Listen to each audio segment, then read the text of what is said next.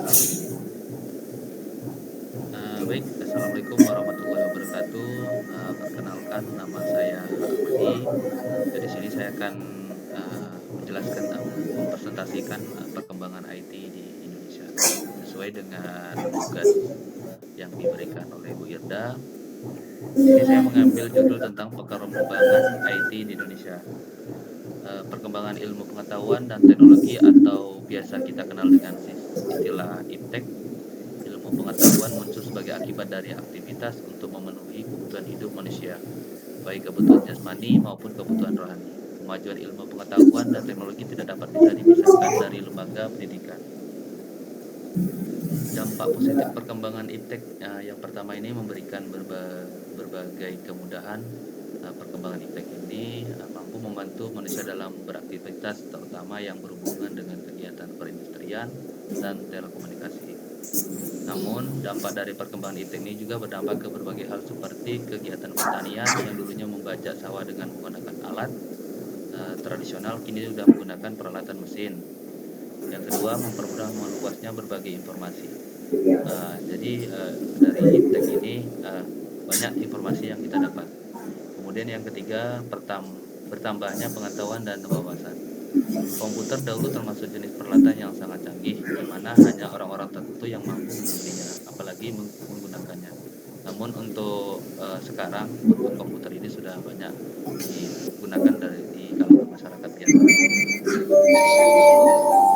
Kemudian dampak negatif perkembangan dari IPTEK ini, yang pertama, mempengaruhi pola pikir.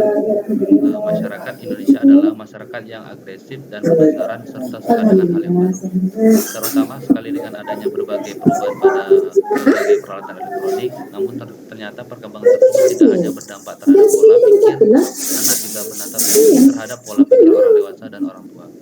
Yang kedua, hilangnya budaya tradisional. Jadi di sini ada dampak negatif hilangnya budaya tradisional. Ini sudah banyak kita jumpai di dalam kehidupan sehari-hari.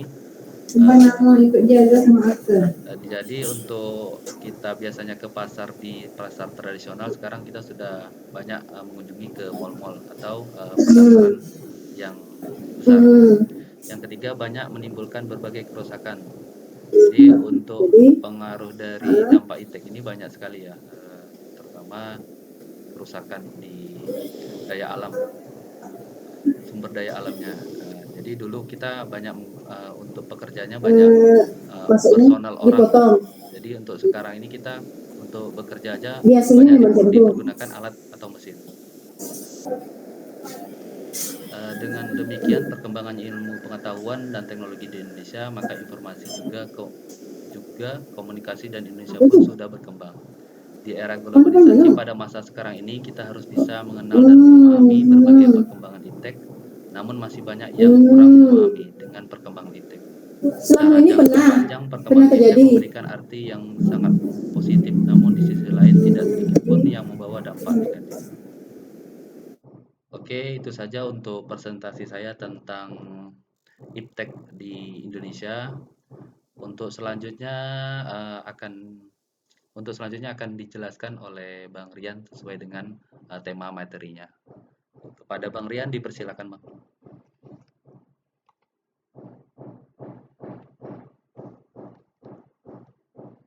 Ini saya mengambil judul Revolusi 5G.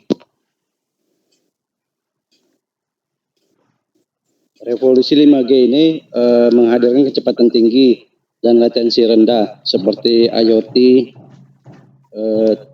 Terus kelebihan dari 5G ini, kecepatannya lebih tinggi dari 4G 4G plus. Terus efek sampingnya juga dari 5G ini dampak positif dulu saya jelaskan ya. Dampak positifnya, teknologi 5G membawa dampak positif seperti peningkatan kecepatan internet, latensi rendah, konektivitas perangkat yang masif.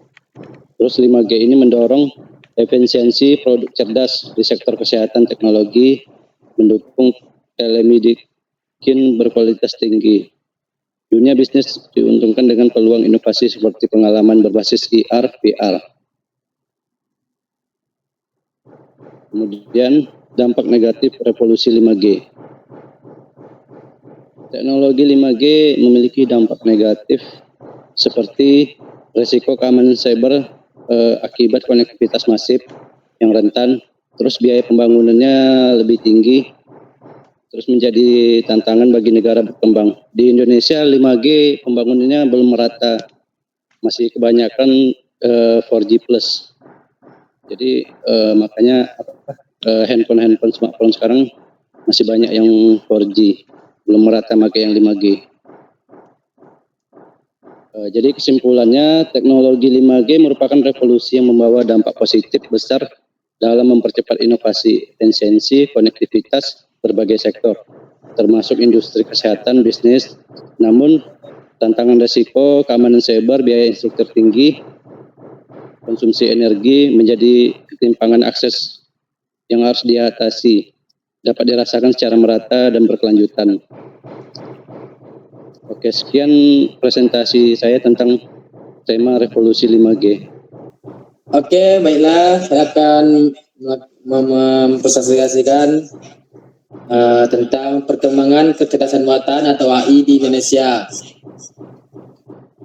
Kecerdasan buatan atau AI adalah teknologi yang memiliki kemampuan pemecahan masalah layaknya manusia. AI dalam tindakannya nampak seperti menirukan kecerdasan manusia. Teknologi ini dapat mengenali gambar, menulis puisi, dan membuat prediksi berbasis data. Dampak positif perkembangan AI. 1. Otomatisasi dan efisiensi operasional. AI dapat mengotomatisasi tugas rutin dan berulang. AI dapat membantu manusia untuk fokus pada pekerjaan yang membutuhkan kreativitas, inovasi, dan pemikiran strategis. Ini dapat meningkatkan efisiensi operasional di berbagai industri. 2. Peningkatan produktivitas. Dengan kemampuannya untuk memproses data secara cepat dan akurat, AI dapat meningkatkan produktivitas dalam proses bisnis, manufaktur, dan layanan.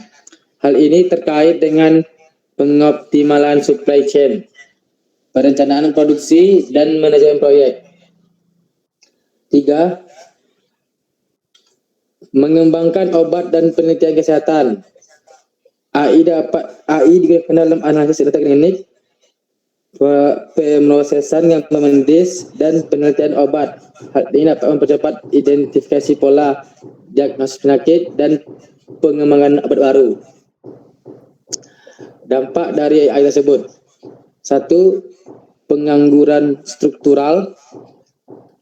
Otomatisasi yang dipicu oleh AI dapat menyebabkan pergantian pekerjaan manusia oleh mesin, menyebabkan pengangguran struktural dalam beberapa sektor. Pekerjaan yang repetitif dan dapat diotomatisasi oleh AI bisa mengancam lapangan pekerjaan manusia. 2. Privasi dan keamanan. Dengan penggunaan AI dalam pengumpulan dan analisis data dalam skala besar akan terjadi risiko pelanggaran privasi, penggunaan teknologi pengenalan wajah, dan pengawasan yang terlalu ekstensif juga dapat menjadi ancaman terhadap privasi individu di seluruh dunia. 3. Ketergantungan terlalu besar.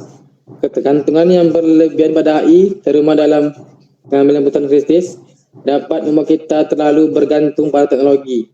Alih-alih berpikir dengan akal sehat dan rasional, hal ini dapat mengurangi kemandirian dan keterlibatan manusia dalam proses pengambilan keputusan. Sebenarnya yaitu AI atau kecerdasan buatan memiliki potensi besar untuk mengubah berbagai sektor, meningkatkan efisiensi, dan membuka peluang baru. Namun ada tantangan terkait etika, privasi, dan dampak sosialnya, seperti pengaruh terhadap pekerjaan. Pengelolaan AI yang bijak dan regulasi tepat sangat penting untuk memastikan memanfaatkan dan dirasakan secara adil. Thank you. Selanjutnya akan disambung oleh kawan kita yaitu Ega Ronaldi Febriansa. Kepadanya dipersilakan.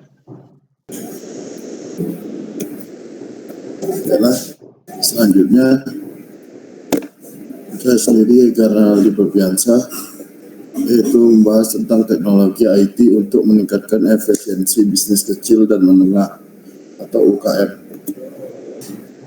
Teknologi informasi atau IT meningkatkan efisiensi UKM dengan mengotomatiskan proses bisnis, mengelola transaksi dan inventaris melalui sistem POS. Solusi seperti CRM, aplikasi keuangan, dan cloud computing membantu UKM bekerja lebih cepat, hemat biaya, dan kompetitif di pasar. Izin bang, slide-nya Dampak positifnya belum bang, belum pindah. apa? Slide-nya belum pindah bang. Apa? Selain benar. Ya.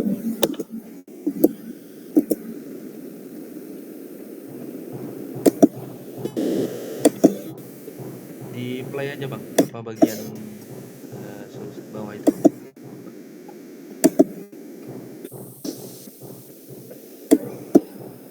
Oke, Ulang lagi bang. Ulang. boleh lanjut aja bang. Ulang atau gimana? Oke, udah kelihatan bang, lanjut aja bang. Lanjut yang mana bang? Bagian ini aja, lanjut aja bang.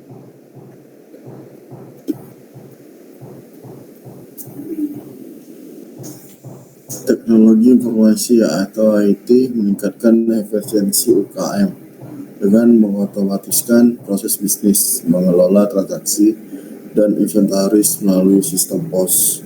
Solusi seperti CRM, aplikasi keuangan, dan cloud computing membantu UKM bekerja lebih cepat, hemat biaya, dan kompetitif di pasar.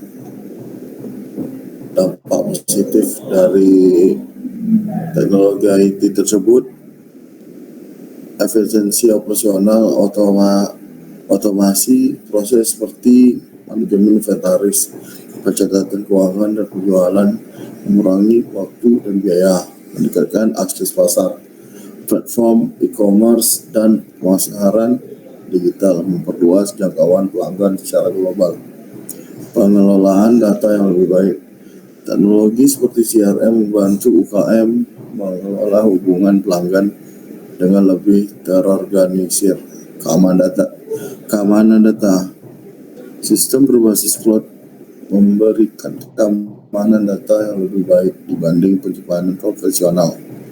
Lalu inovasi produk dan layanan. Teknologi mempermudah inovasi seperti personalisasi produk berdasarkan analitik data pelanggan. Dampak negatifnya: biaya implementasi. Penggunaan teknologi modern seperti perangkat lunak dan infrastruktur awalnya memerlukan investasi besar yang bisa membebani UKM. Ketergantungan pada teknologi. Gangguan teknologi seperti kerusakan server atau sistem dapat menghambat operasional bisnis. Kesenjangan digital. Jadi kesenjangan digital ini tidak semua pelaku UKM memiliki pengetahuan atau keterampilan untuk mengadopsi teknologi secara efektif. Risiko keamanan cyber. Ketergantungan pada teknologi meningkatkan risiko pencurian data atau serangan cyber, terutama jika tidak diimbangi dengan keamanan yang memadai. Reduksi lapangan kerja. Otomasi dapat mengurangi kebutuhan tenaga kerja untuk tugas-tugas tertentu, menimbulkan dampak positif. Jadi kesimpulannya, perkembangan teknologi IT memberikan dampak yang signifikan bagi UKM, baik positif maupun negatif. Dampak positif meliputi peningkatan efisiensi operasional, akses pasar yang lebih luas, dan kemampuan berinovasi. Namun hal ini juga diiringi oleh tantangan seperti biaya implementasi yang tinggi, ketergantungan pada teknologi, risiko keamanan cyber atau privasi data, dan kesenjangan kompetensi. Baiklah, sekian dari kelompok kami. Wabillahi taufiq wal hidayah. Assalamualaikum warahmatullahi wabarakatuh.